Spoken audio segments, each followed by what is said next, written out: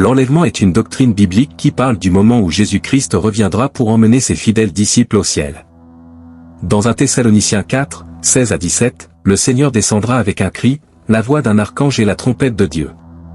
Les morts en Christ ressusciteront d'abord, puis nous, les vivants, serons enlevés dans les nuées pour le rencontrer dans les airs, étant toujours avec le Seigneur.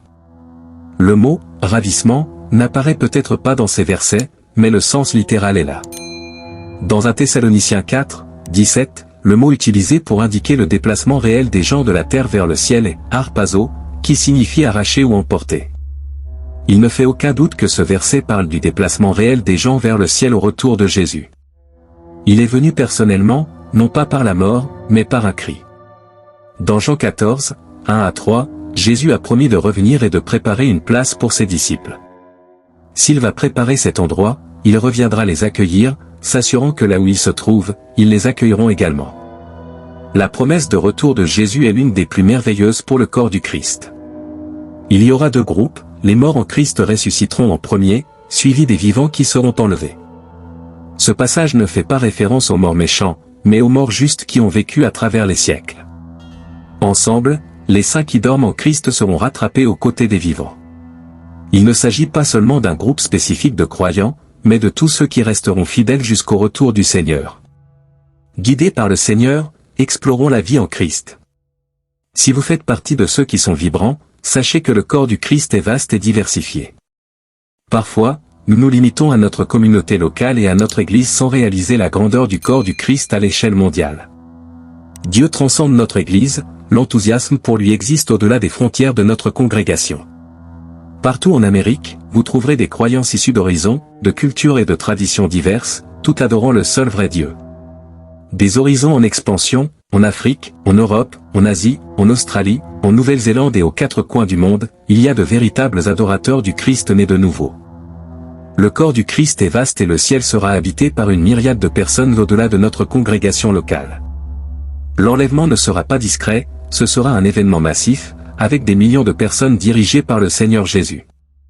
Évitons le piège de penser que seuls ceux qui nous connaissent exactement auront accès au paradis. Au paradis, nous trouverons des saints qui diffèrent sur des points théologiques, montrant l'étendue du salut en Christ. Ne tombons pas dans l'illusion que le salut est exclusif à ceux qui nous ressemblent. Le Christ est mort pour toute l'humanité et, partout dans le monde, des millions de véritables chrétiens croient au message de la croix et sont en train d'être rachetés. 1 Corinthiens 1, 18 nous rappelle que la prédication de la croix est puissante pour ceux qui croient. Assez de conneries. Pour nous, qui avons déjà assuré notre place au paradis, tout est question de puissance divine. Un message de la croix? Le pouvoir pur. Des millions de chrétiens dans le monde ressentent cette puissance. Au cœur de New York, des croyants faisaient des affaires avec le Seigneur, comme le faisait Enoch là-bas. Si cela vous intéresse, il y a un croyant en ce moment même, dans un coin, qui se met au travail et met sa foi au Rédempteur. Et au Népal, il y a de vrais croyants qui attendent l'enlèvement, les yeux fermés, sur le siège passager. Et ça ne s'arrête pas là, non. Il y a des saints de Dieu à Rio de Janeiro, Londres, La Havane, Paris, New Delhi, Kingston et même dans les montagnes du Nigeria. Aux quatre coins du monde, il y a des gens qui croient au Christ. Imaginez, si l'enlèvement se produisait maintenant, tous ces croyants accompagneraient leur Rédempteur et Messie. Cela allait être un tumulte mondial, mon ami. Et à 7 heures du matin, le monde entier serait bouche bée. Les systèmes du monde tentent de comprendre la mystérieuse disparition de cette galerie. Savez-vous ce qu'ils ont tous en commun? Ce sont de fervents croyants en Jésus-Christ. Sans secret, lorsque l'enlèvement aura lieu, ce sera un Dieu clair et visible. Ceux qui sont déjà morts en Christ?